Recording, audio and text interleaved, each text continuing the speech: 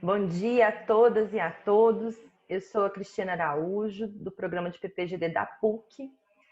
Estamos aqui hoje com a professora Maíra Neiva Gomes e nós vamos falar sobre discriminação na periferia. A professora Maíra é professora da UENG, coordenadora de extensão da UENG de Diamantina, uma super produtora cultural, advogada popular especialista em conflitos com o aparato repressivo estatal e é uma sumidade no assunto quando a gente fala de periferia. Professora Maíra, muito obrigada por ter aceitado o nosso convite. Em nome do professor Márcio Túlio Viana, eu agradeço. E eu gostaria de começar esse bate-papo nosso, Maíra, sabendo de você. Quando a gente fala de discriminação na periferia, o que vem à sua mente e o que você, na sua experiência como advogada, como produtora, como ativista, qual é a sua visão quando perguntam para você sobre o que é essa discriminação na periferia? Bom dia a todas e todos. Agradecer de novo, o convite do professor Mastúlio. Como eu tinha falado em outras oportunidades, eu fiz um pacto com ele que ele não sabe, eterno, e ele vai ter que me aturar aí por muito tempo. Mas, de qualquer forma, agradecer a ele, por sempre abrir um espaço de diálogo. E eu acho que isso é o que mais falta na sociedade. A universidade precisa muito disso, porque ela apesar de se dizer muito democrática, a gente sabe que não é, no dia a dia, a gente sabe como funciona a estrutura e a gente sabe que muitas vezes é limitado às pessoas, Então, a universidade gosta muito de falar pelas pessoas, mas não deixa as pessoas sequer adentrarem no seu espaço, Então, essa é sempre uma oportunidade muito boa e obrigado para você, viu?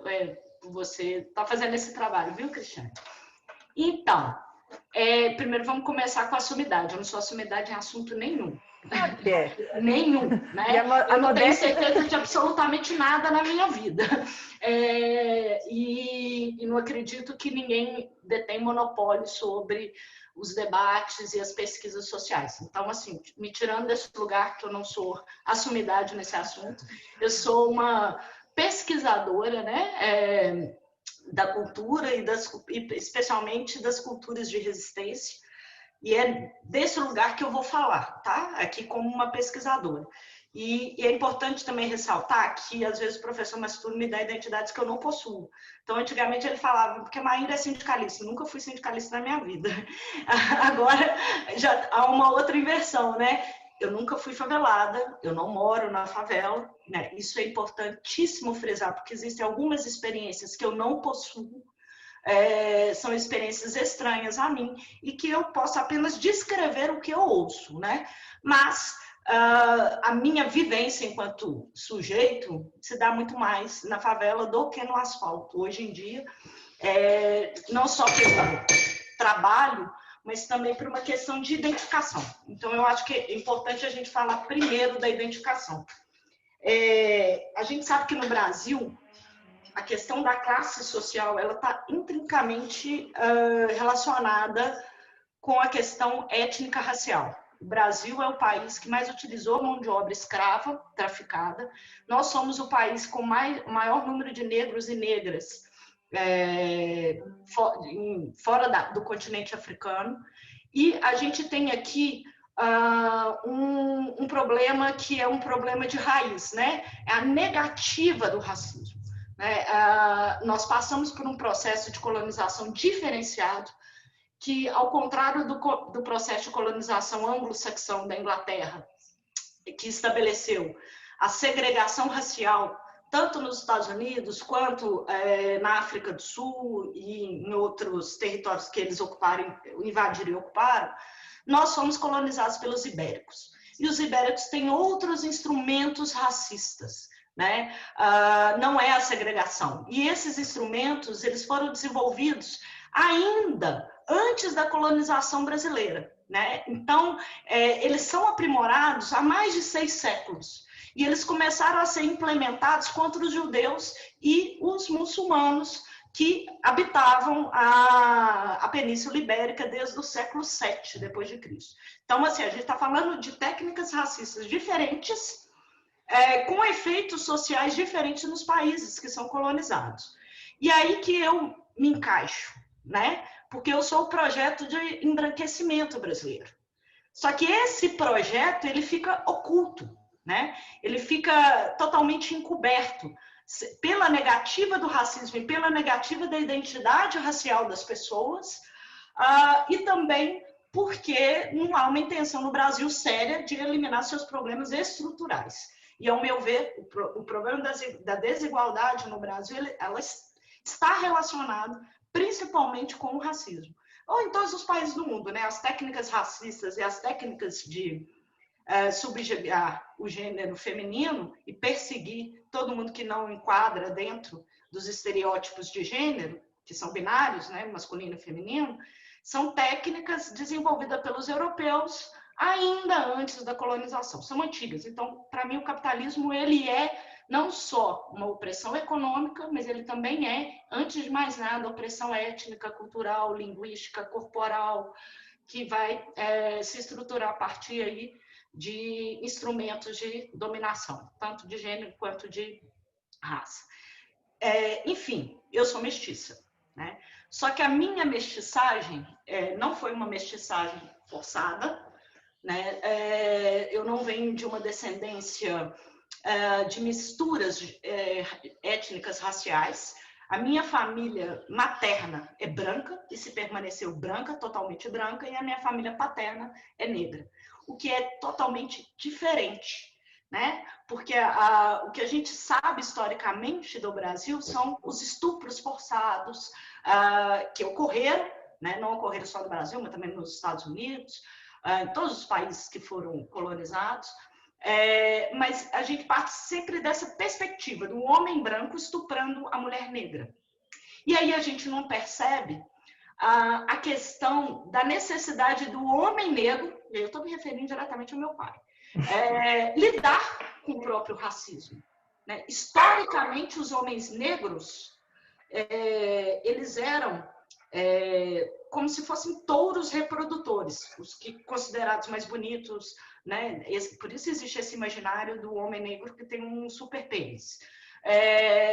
Ou seja, a mestiçagem pelo homem negro, ela carrega todas esses símbolos raciais e de opressão, né? Porque esse homem negro, ele era só reprodutor, então ele não tinha que ter nenhum laço afetivo com aquela cria, porque aquela cria seria vendida como escravo, né?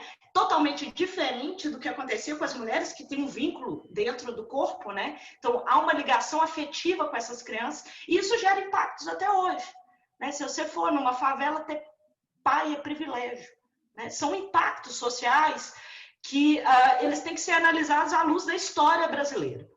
E há também a necessidade, muitas vezes, do homem negro de se embranquecer, né? Então, eu acredito, eu não pergunto isso para o meu pai, porque toda vez que a gente tenta conversar dá um problema, mas nitidamente eu percebo uma vontade do meu pai que eu negasse que eu seja negro, né? Ele tem embora ele seja um negro de pele retinta, ele sente um certo incômodo. Porque no processo de você só vai ser digno, vai ter dignidade, respeito se você for branco, se você embranquecer, a universidade serve para isso também. Porque você perde a sua forma de andar, a sua forma de falar, a sua forma de pensar. Você começa a pensar na forma hegemônica da universidade, que é eurocêntrica, né? Abandonando as suas culturas e etc. E isso sempre me marcou e me incomodou muito, porque eu sou um não ser no Brasil, né? O mestiço é um não ser, porque ele é um negro mal acabado, porque ele é o símbolo, nós somos os mestiçados, o símbolo da negativa da negritude, ou seja, nós somos um processo de embranquecimento que fica na cara de outros negros e negras, e os brancos sabem que a gente não é branco, né? Então, é como se você estivesse assim, no limbo. E isso acaba que quando a gente vai falar dessas questões que não são diretamente econômicas, a gente tem que lembrar que nós somos seres humanos e a gente adoece mentalmente, né? Isso não pode ser relegado ao segundo plano. A nossa saúde mental, a saúde física, ela tem que ser preservada em todas as circunstâncias. E elas têm que ser levadas em consideração. Então, esses impactos, eles são muito negados e sempre me incomodaram muito. Então, o que eu sabia que eu não era uma coisa e eu não era outra. Então, a minha vida inteira eu fiquei tentando me encaixar. Por isso eu virei ativista social. Porque no ativismo social, onde mais você encontra pessoas negras, né?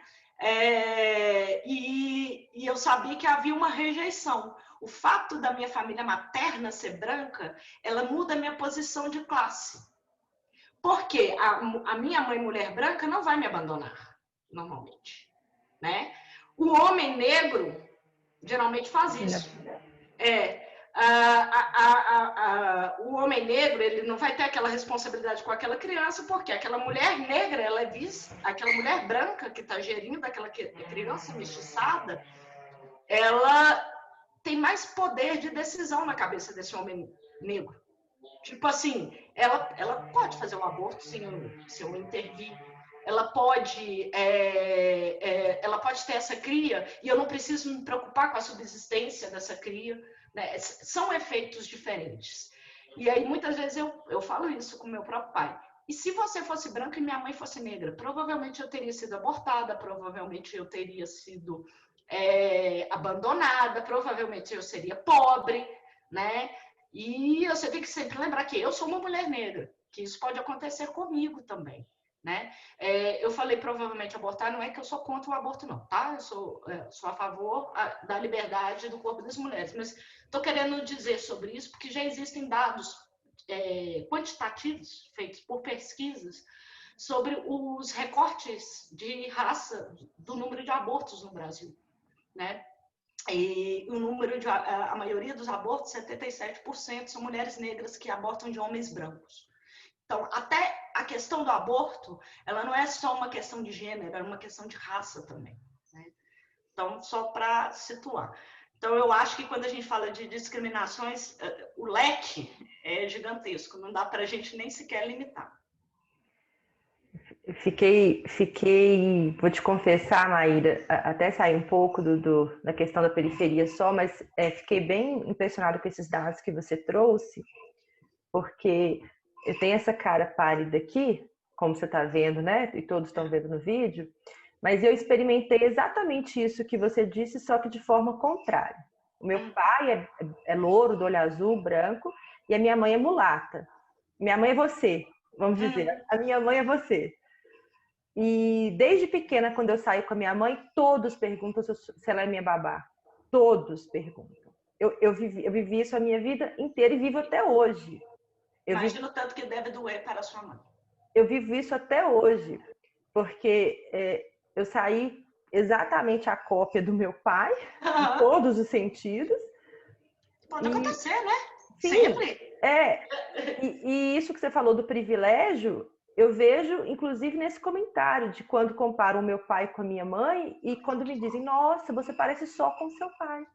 Como se parecesse com a minha mãe fosse um demérito por ela ser mulata. Exatamente. Entendeu? Então,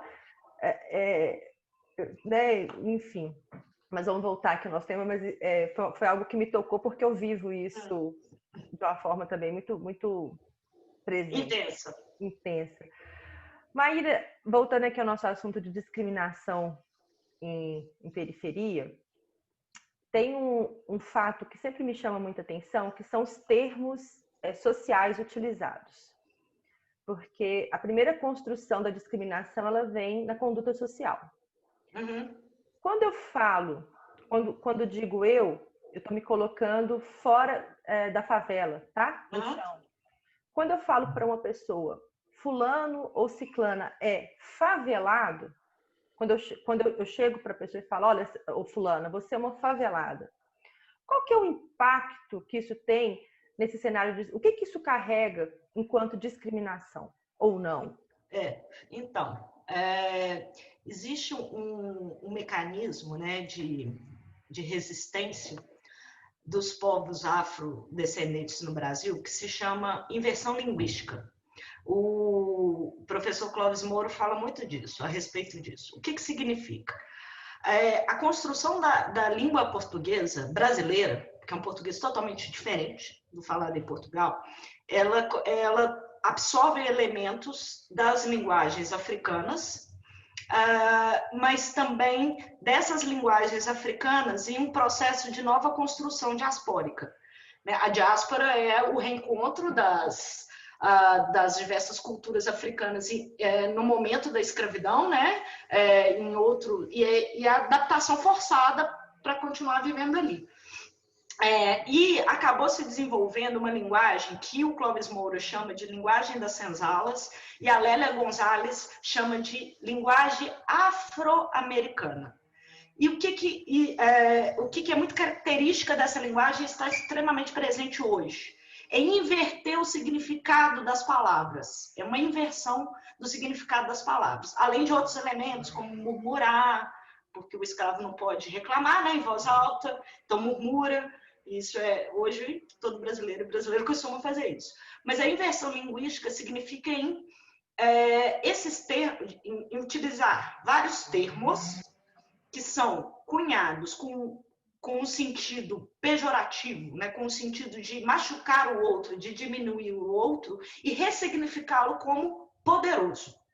Então, por exemplo, o favelado é um termo pejorativo para o asfalto. Na favela, todo mundo tem orgulho de se chamar favelado, né? E o dia que eles me reconheceram assim foi o dia mais feliz da minha vida. Porque uma das grandes dificuldades ao ingressar numa favela, você não vai ser aceito, nem aceita, porque você não tem o comportamento daquela comunidade. Você não tem o linguajar daquela comunidade. Isso se dá desde uma pessoa que vem da favela do Morro do Papagaio, que é aqui pertinho. Ela já vai entrar no território da favela da Serra, por exemplo, como um ser de fora, né? Porque as favelas são quilombos urbanos. A estrutura delas até hoje é quilombola, né? Então existe a ideia de proteção do território. O território é vigiado constantemente, aqueles sujeitos se vigia quem entra, quem sai, que horas, quem entra, que sai. Tudo isso ainda se mantém nas periferias. E aí, só que existe o outro, que é de uma outra favela, e existe o outro do asfalto. O outro de uma outra favela é uma briga territorial, que tem uma característica das culturas banto-africanas.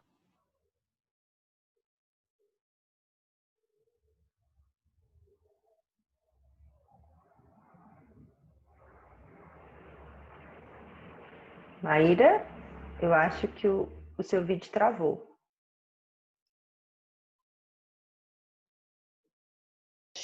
E eles têm uma expressão linguística... Maíra, você me permite... É porque seu vídeo deu uma travadinha, você pode só voltar um pouquinho na sua fala quando você estava dizendo que é uma briga de favela com favela, é uma briga territorial.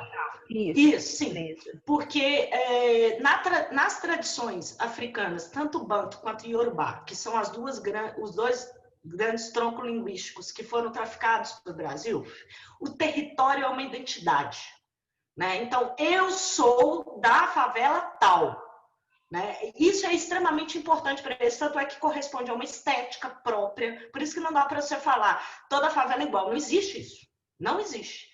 Se eu sair da favela da Serra e for parar no Morro do Papagaio, é completamente diferente, a começar pela roupa das pessoas, a começar pela roupa. E isso é uma característica das culturas Yorubá e Banto ainda na África. Então, esse conflito entre territórios ainda está presente. É um tipo de diferenciação, certo? Pode trazer conflito? Pode, dependendo de como é que esse outro entra no território desconhecido. Se ele chega lá, achando que ele pode chegar e fazer tudo, fazer xixi na porta da casa dos outros, cantar a mulher dos outros, ou cantar o homem dos outros, vai dar problema, dá conflito. Mas existe um outro, que é o externo do asfalto. Esse externo do asfalto, ele é visto sob duas perspectivas. Consumidor de drogas, então ele é tratado de uma forma, do tipo, você vem aqui comprar droga, vaza, some, desaparece. É desse jeito. é uma relação comercial, tá? Ela não é baseada em ameaça, não é nada disso. Tanto é que as bocas funcionam muito bem, obrigada, né? Esse é um elemento. O outro e a pessoa do asfalto que vai para dentro da favela. E ela é vista com desconfiança. Por que ela é vista com desconfiança? Ela tá entrando na minha casa para me discriminar, né?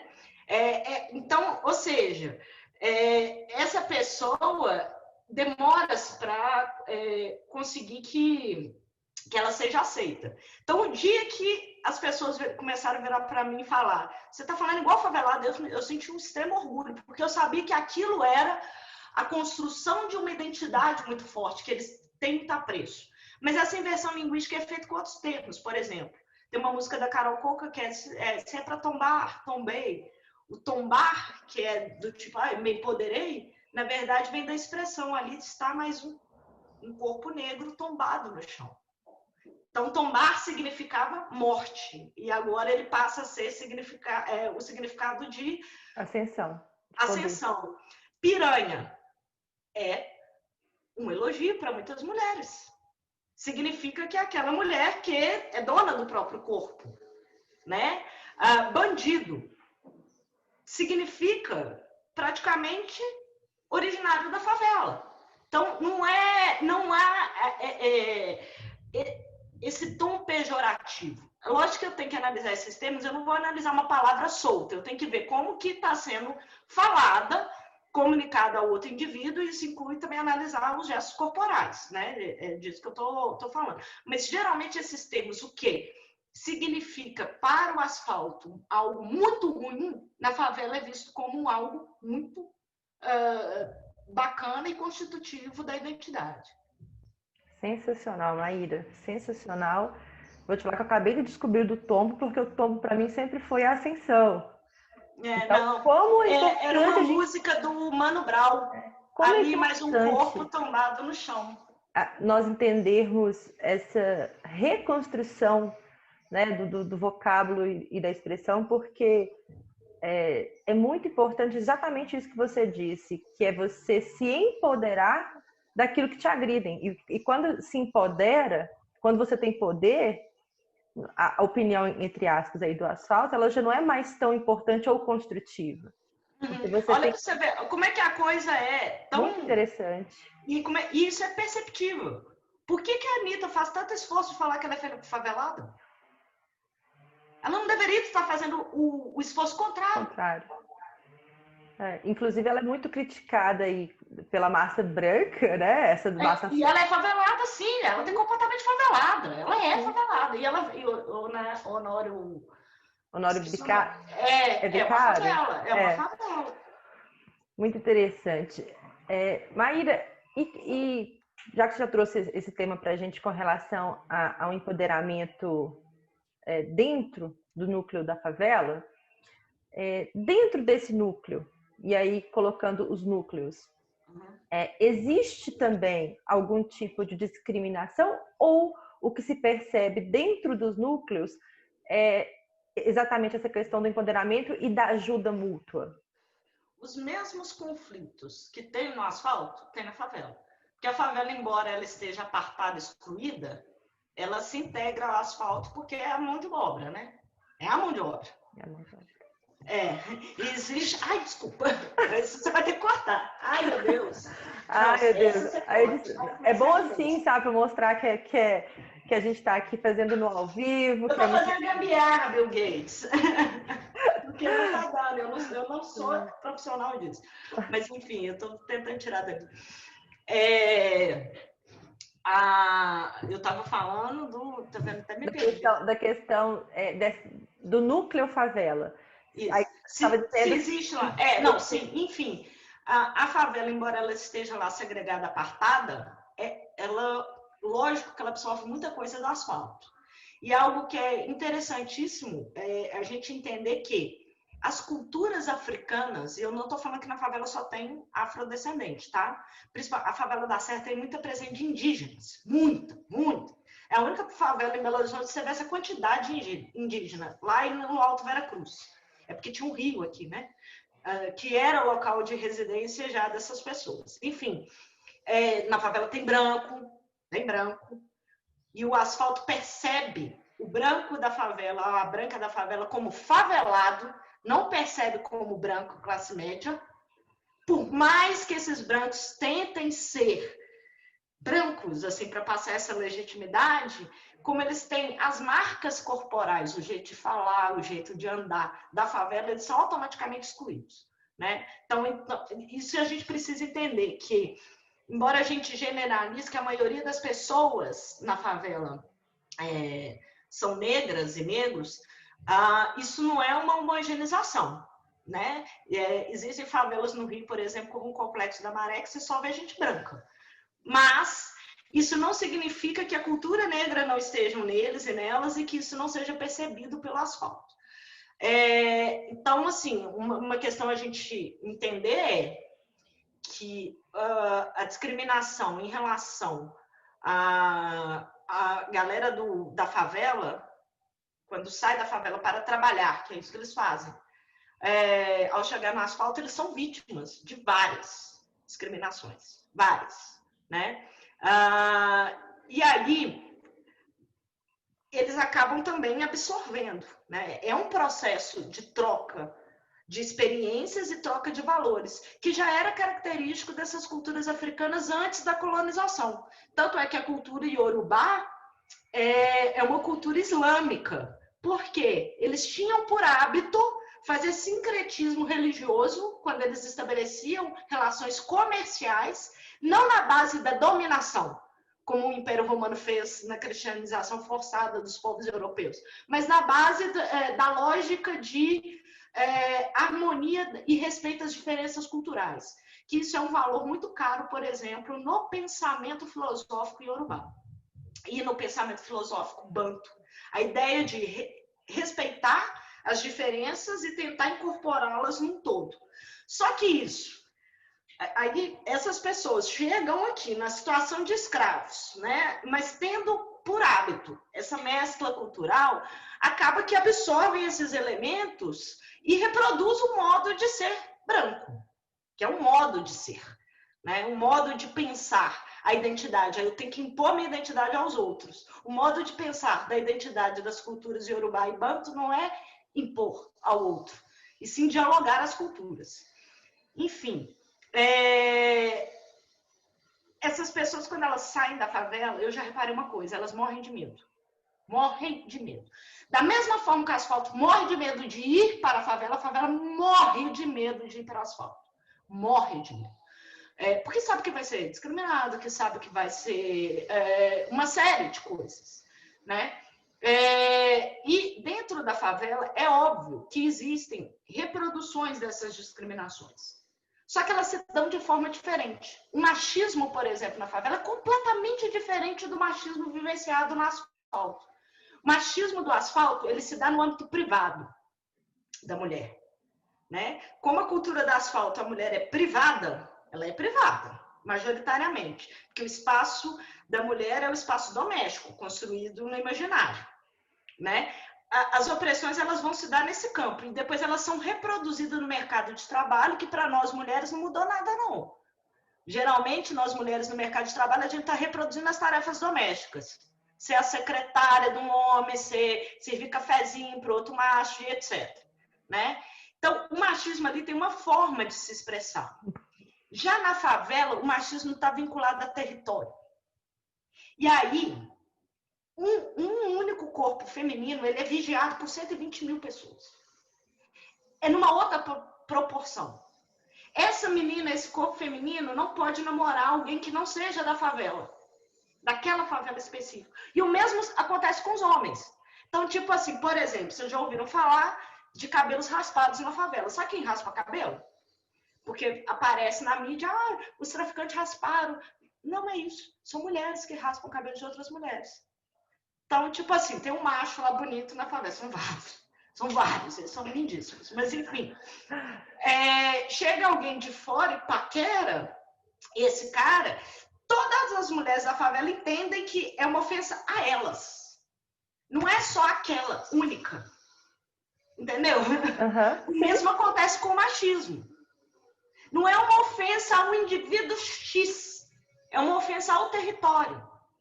Então, os mecanismos de controle acabam sendo muito mais complexos de compreender. Depois que você compreende, você já começa a sacar, porque é muito previsível, assim. Mas são formas distintas. Essas discriminações, elas existem, mas são formas distintas. A mulher da favela não é uma mulher privada, ela é uma mulher de vida pública. De vida pública. Tanto é que o poder político em todas as favelas está centrado nas mulheres e não nos homens. Né? São territórios, e aí dá para generalizar bastante, sim, que são liderados por mulheres no dia a dia.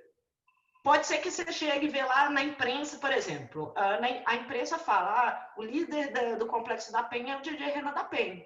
Mas não, eles não falam da Eliana, que é quem constrói todo o baile da gaiola, por exemplo. Quem faz o baile da gaiola. Né? Aí você vai pensar assim, não, o Mano Brown, do Racionais MCs, ele que é a liderança. Aí quando você vai ver na realidade, é a mulher do Mano Brown que construiu a carreira inteira dos Racionais MCs. Então, assim, mas o reconhecimento, é isso que eu estou querendo dizer. O asfalto não reconhece o papel político dessas mulheres, mas a favela reconhece. Entendeu? Então, muitas vezes, o machismo é reproduzido por outras mulheres. Como uma forma de... que pode ser a pastora, é muito comum pastor mulher na favela, né? Mas essas discriminações, elas existem. Elas só se dão de outras formas. E são debatidas, tá? Elas têm sido debatidas.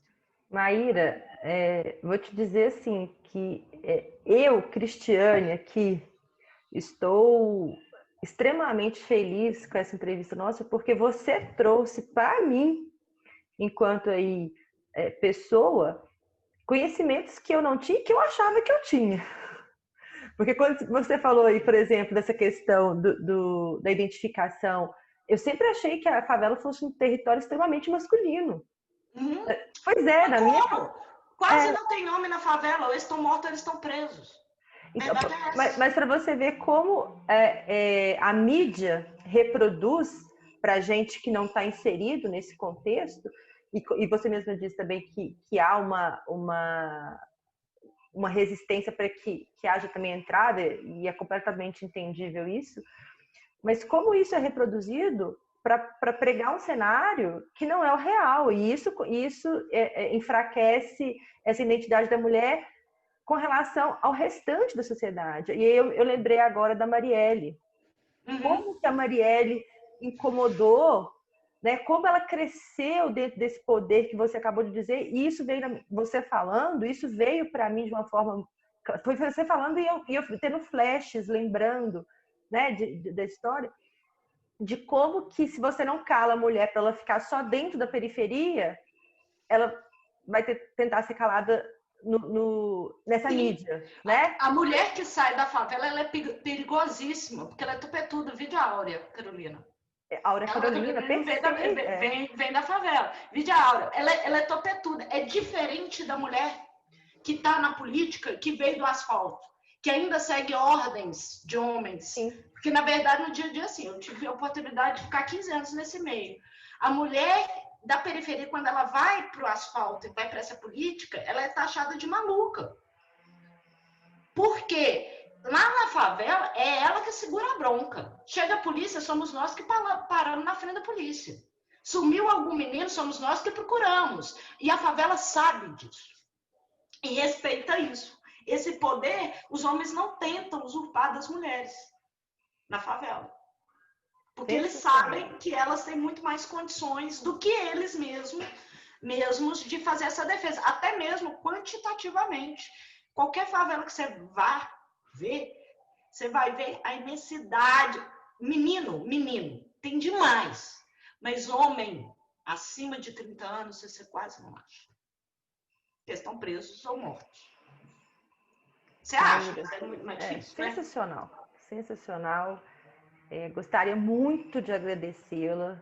Espero que esse vídeo ele seja visto e revisto por muitas pessoas, porque é extremamente esclarecedor, contextualize uma realidade que o que você disse lá no nosso comecinho não é experimentada pela vida acadêmica de uma forma geral, porque a academia ela exclui o estudante favelado desde o princípio. Sim. Então, eu não vou nem chegar no mestrado, no doutorado, na faculdade, né? Hoje mesmo a gente está vendo isso, as escolas particulares com aulas online e as escolas estaduais e municipais fechadas há quase 5 meses. Então, mas eu acho que isso aí vai surpreender o resultado, tá? Eu espero que porque sim. No fundo do meu coração. É a primeira vez que os meninos da classe média vão sair em desvantagem. Espero que sim, porque eu tô te falando porque quando né, durante a sua fala toda eu experimentei isso e é dizer isso, é quebrando paradigmas mesmo, como a gente acha que sabe e na verdade não sabe nada, como é um universo que precisa ser explorado e como esse ponto da discriminação ele gera justamente isso, eu achar que eu sei. Né? Quando na verdade eu não sei nada. E a gente tinha, não sei se tinha essa pergunta pronta, porque no começo a gente falou um pouquinho sobre essa coisa do lugar de fala, né? Exatamente. E eu acho que a gente não tem que entender o lugar de fala como uma privatização de assuntos, né? Porque isso é uma objetificação da pessoa. Por exemplo, muitas vezes algumas pessoas dizem para mim, mas como assim você você escreve sobre Shakespeare, Hamlet, colonização anglo-saxã e etc, se você é negro? Eu falei, peraí, calma, eu só posso tratar de assuntos de negros? E mais, porque eu sou mulher, eu só posso falar da mulher negra? Tipo, para com isso, né? E não significa que outras pessoas também não possam dialogar sobre esse assunto, né? Por exemplo, o diálogo do feminismo com a cultura e a literatura LGBTQI+, é importantíssimo para a gente entender masculinidades, a construção das masculinidades, por exemplo, né? Mas eu acho que a gente tem que entender que, quando for falarmos de experiência, é só o outro que pode dizer, né? Eu não sei o que é passar fome, eu nunca passei fome na minha vida. Eu não sei o que é um desemprego. Eu nunca passei desemprego na minha vida. Então, não sou eu que tenho que falar quais são as consequências disso. Eu posso falar as consequências quantitativas, econômicas. Eu posso citar alguém que está falando dessa experiência, né? Eu não posso anular, é presumir a partir do meu eu. Porque se presume. Né? Então, por exemplo, uma das nossas brigas com o feminismo hegemônico é que elas acham que estão falando por nós, mulheres negras. Né? E não estão, porque nós vivenciamos algumas